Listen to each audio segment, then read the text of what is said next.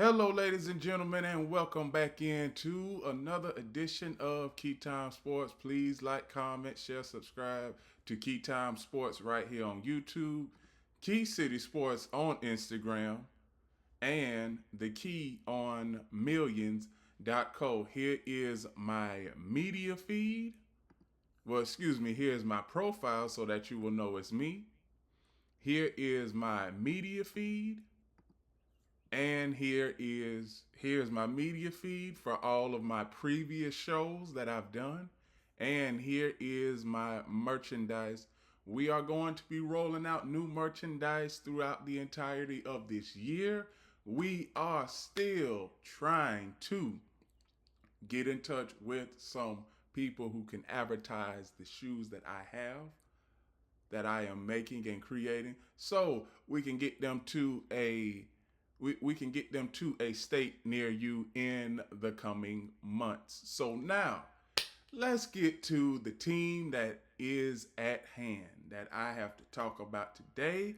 This team, we all know that they are good, but they still have a young bunch, and this is one of the youngest teams in the NBA. And yes, I am talking about the San Antonio Spurs. Now, San Antonio Spurs, they are 8, 9 years removed from having a championship contender. Now, we get to present day. And here's everybody that is on the list. You have Harrison Barnes, Bismack Biyombo, Carter Bryant, Stephon Castle, Julian Champagne, De'Aaron Fox, Dylan Harper, Harrison Smith, Keldon Johnson, David Jones Garcia, Luke Cornett, Jordan McLaughlin, Kelly Olynyk, Mason Plumlee, Stanley Amadou, Devin Vassell, Lindy Waters III, and you have Victor Wembanyama. And the head coach is Mitch Johnson. Now, we get to the Spurs as far as their statistics concerned when it comes to each player.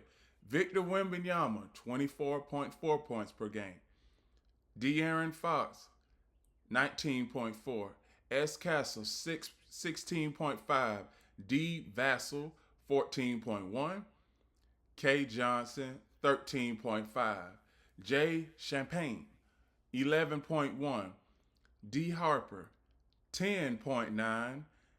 H. Barnes, 10.6. L. Cornett, 7.3. J. Sean, 4.1. K. Olynyk, 3.5.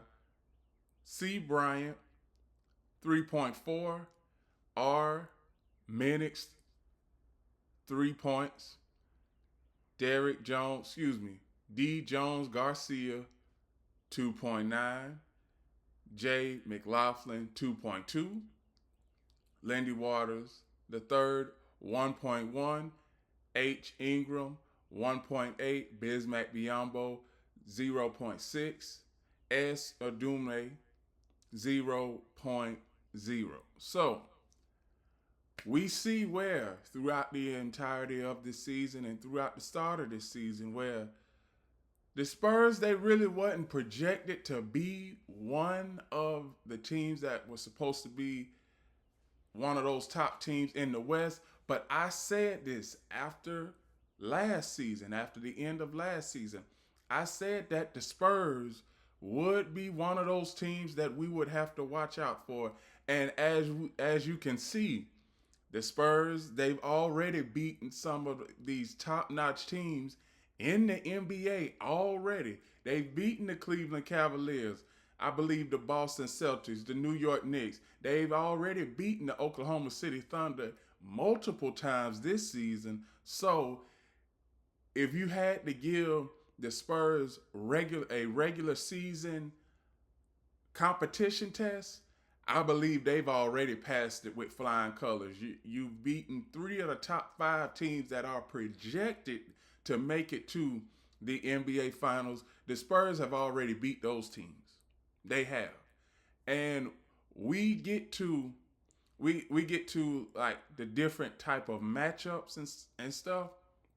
But when it comes to the Spurs, almost everybody on this list, their top five guys, they score in double figures. And then you have three guys that come off the bench and they put up double figures. Now, Victor Wembanyama, we know that he is the leading force. He is the spitting image of he's the spitting image of consistency. Consistency, drive, and building a championship culture.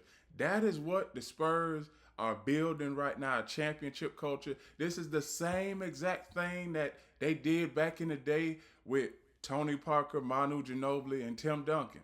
And even before Tim Duncan, with Duncan Robinson, Sean Elliott, and all those other guys before Tim Duncan.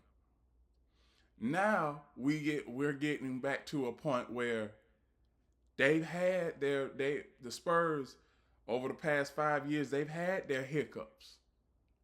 But now they've gotten to they haven't reached their ceiling yet, but this is just the first year of this new coach. So I am going, like I always say, when you have a first time head coach, I always have a 5-year plan when it comes to head coaches, no matter what league. So first year is going to be growing pains. He is in his first year, so they've had little to no growing pains this year. Next year, showing some improvement. Well, excuse me. Last year was his first year, so they had growing pains last year. I'm gonna go back, so let's go back. Growing pains last season, they had growing pains. Mitch Johnson had growing pains. This year, they are seeing some improvement. By this time next season, okay, playoff contender. By the fourth year, should be, okay, you a playoff contender. By the fourth year, okay, you get to the second, you get to the first or second round of the playoffs, and then you win that second round playoff matchup. By that fifth year, you should be contending for a championship. And I believe that is exactly the type of trajectory that the San Antonio Spurs are on. Because we all knew that eventually Greg Popovich, he was going to retire. But to promote from within the building, and we already see what Mitch Johnson has done.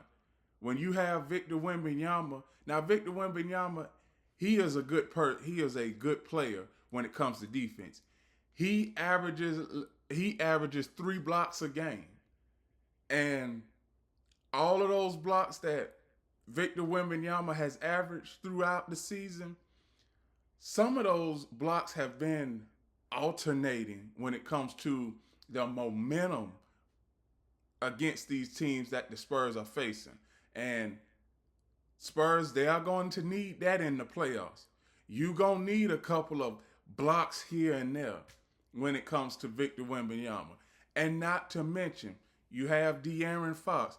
De'Aaron Fox, under the last 4 minutes of a game, he leads the NBA the last 3 years in clutch points.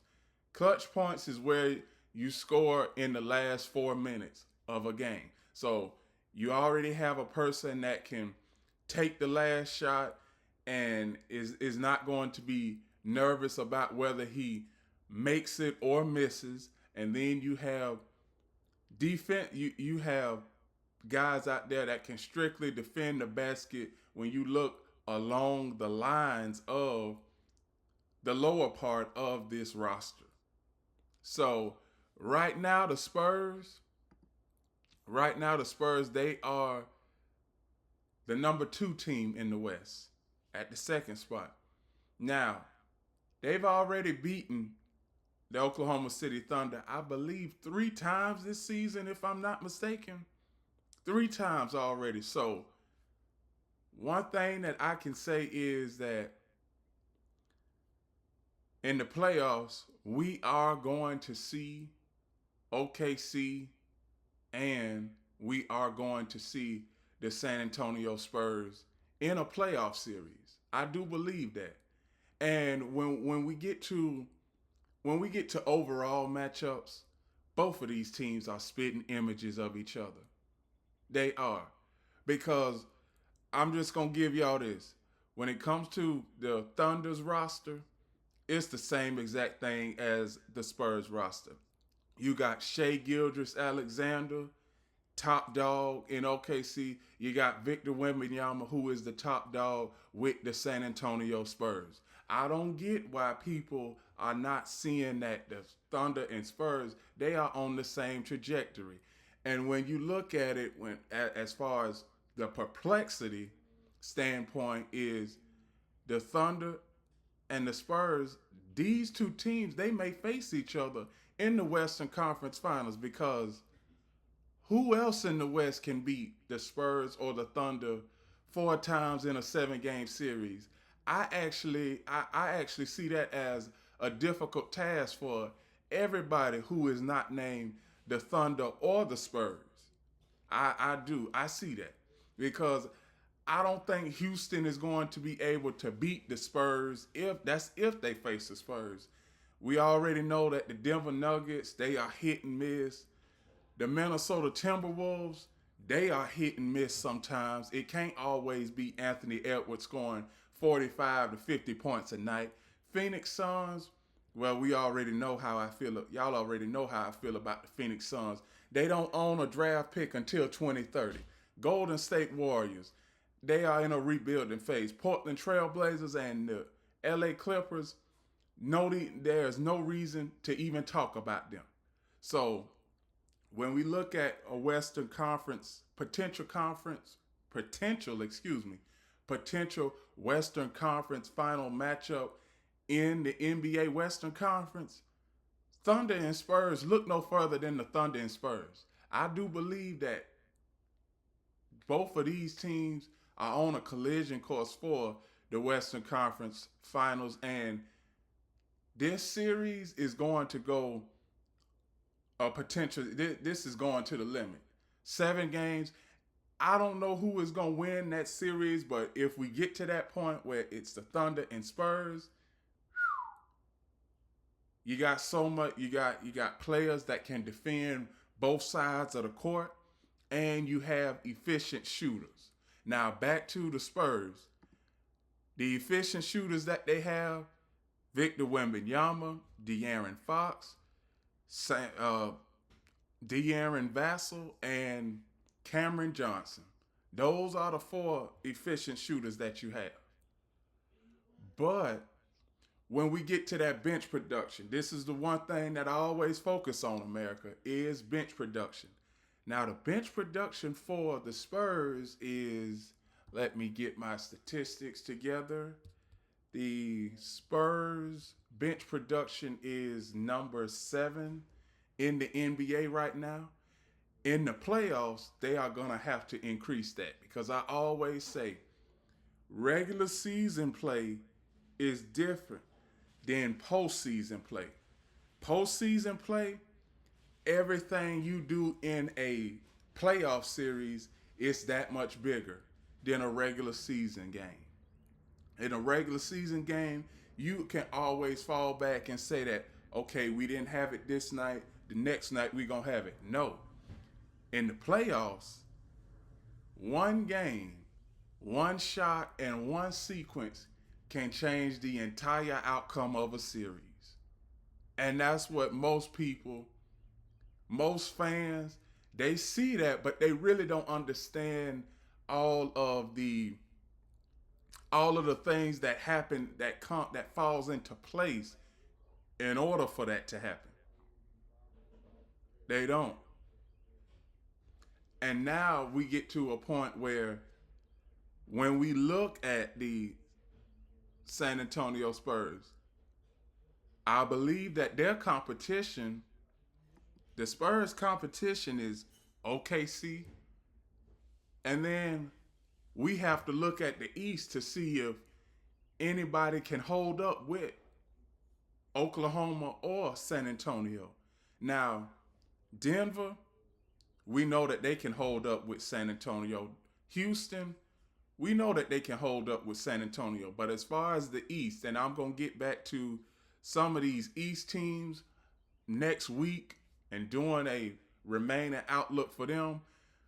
But do you all see the trajectory of the Eastern Conference? I know that the Detroit Pistons are first, and I am not slighting them, but we still got Boston right there. And no, March 1st is the projected date that Jason Tatum comes back. If Jason Tatum comes back and he is efficient, then you got to change your entire projections for the NBA Finals, because not just for the Eastern Conference, I said the NBA Finals, because Boston, we didn't expect Boston to be in this position. We didn't expect San Antonio to be in this position. Now I believe that the Spurs and the Celtics, they pretty much in the same boat. Not when it comes to building a team, and as far as when it comes to team structure, because nobody expected the Celtics to be this high in the conference, and nobody expected the Spurs to be this high in the conference. They didn't. And I'm going to get to how the season started out for the Spurs and where the season ends up. So, the season started out pretty well for the Spurs. You win your first 5 games of the season, then you lose to Western Conference foes. You lose to the Phoenix Suns. You lose to the Los Angeles Lakers. And then you lose to Golden State twice.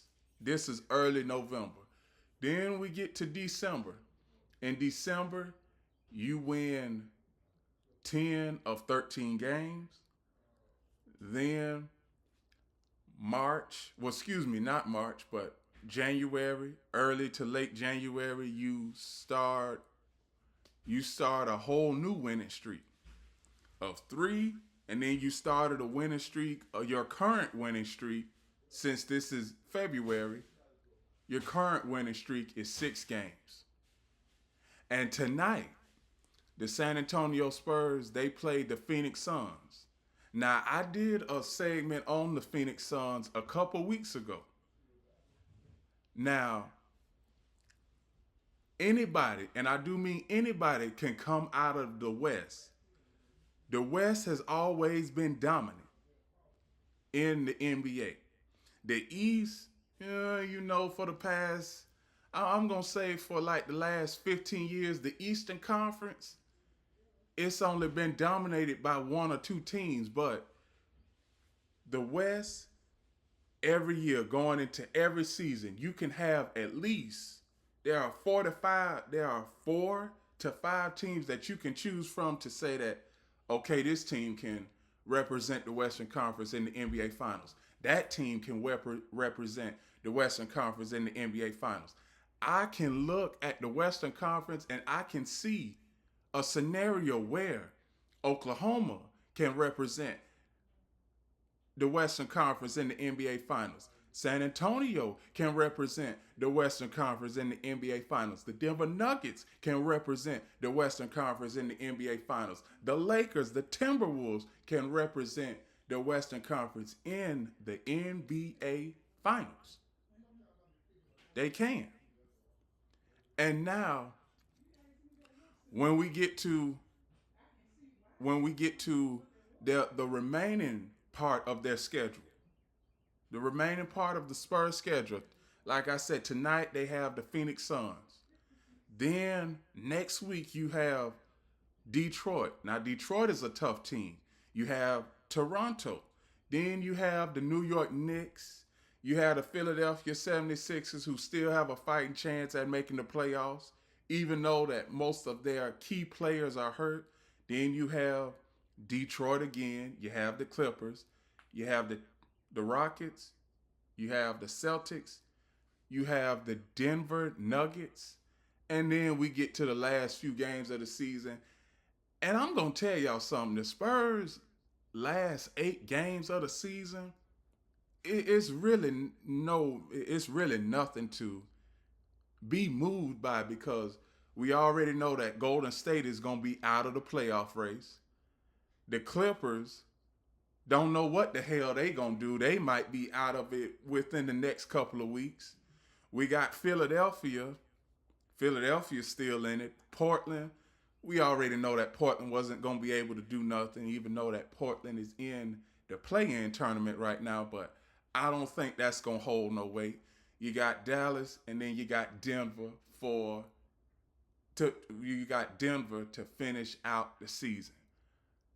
Historically speaking, let me go ahead and put the historical context into this view here. The historical context for the San Antonio Spurs, and I'm going back to the inception of the Spurs. Their first season, they weren't called the San Antonio Spurs.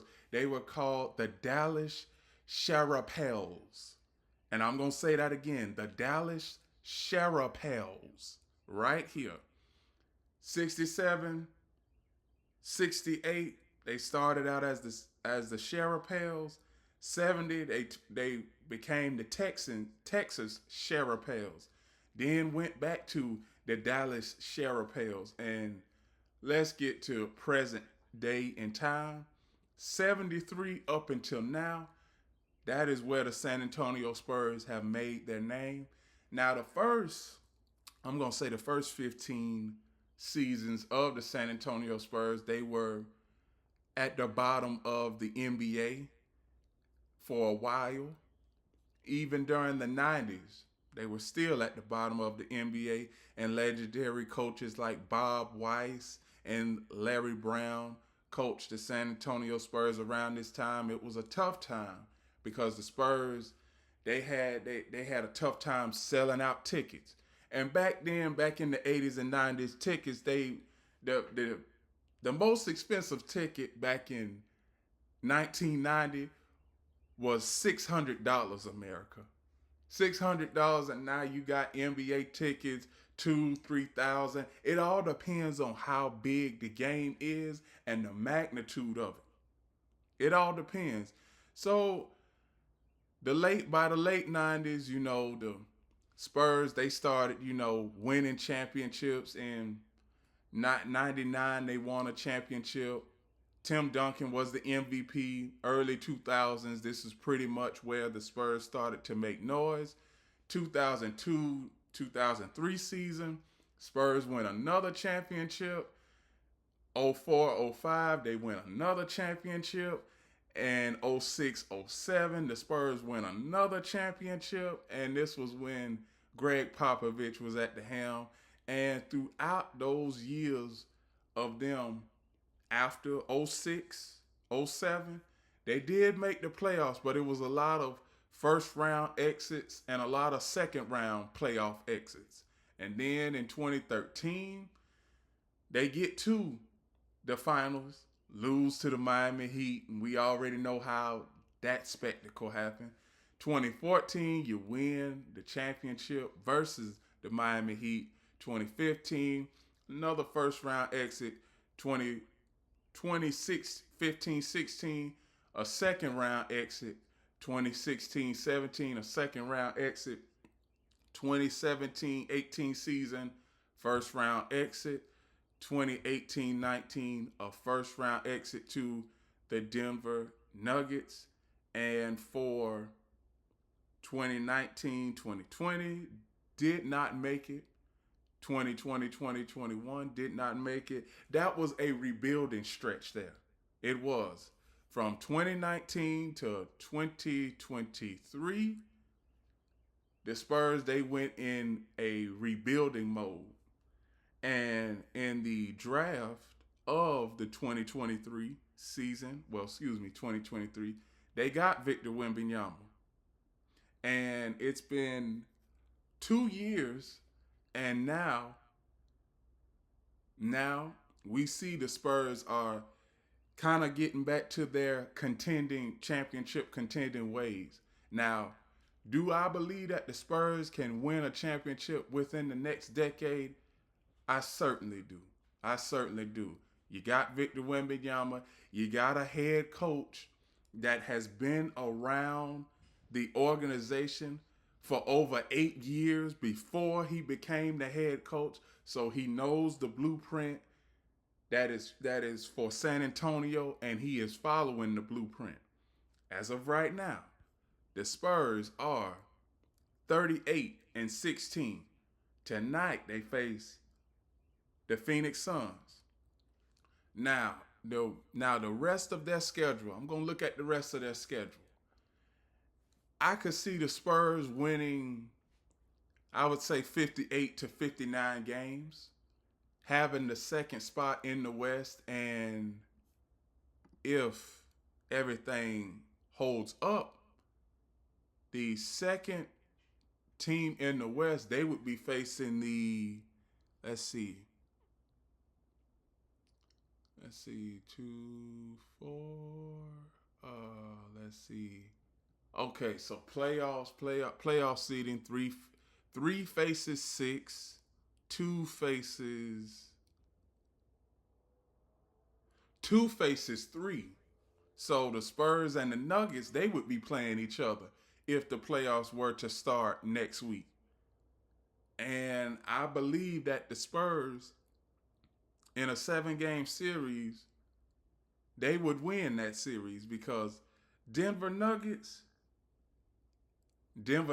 I believe they are still living off that championship that they won 3 years ago, and we get into a different point in the NBA where you can't just trade 3-4 players. You can't just bring in 3 or 4 players on your team, because that messes up your team chemistry and charisma. So the Spurs, all of the players that the Spurs have on their team, these players have been together for over 3 years now already. Victor Wembanyama, he's already been in San Antonio. This is his second year. Second year, going into his third. So the Spurs, they are going to be okay. And Spurs and the Thunder, they could very well be in the Western Conference Finals. They could be. And with that is my remaining season outlook for the San Antonio Spurs. Please like, comment, share, subscribe to Keytime Sports right here on YouTube, Key City Sports on Instagram, and the Key on Millions.co. Here is our merchandise. We will be having new merchandise throughout the entirety of this year.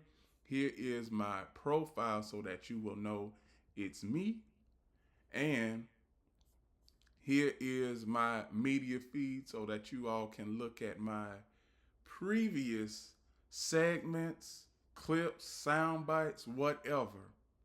You can see what I've done from the previous NBA, from the previous seasons in the NFL and the current state of NBA basketball. So tonight,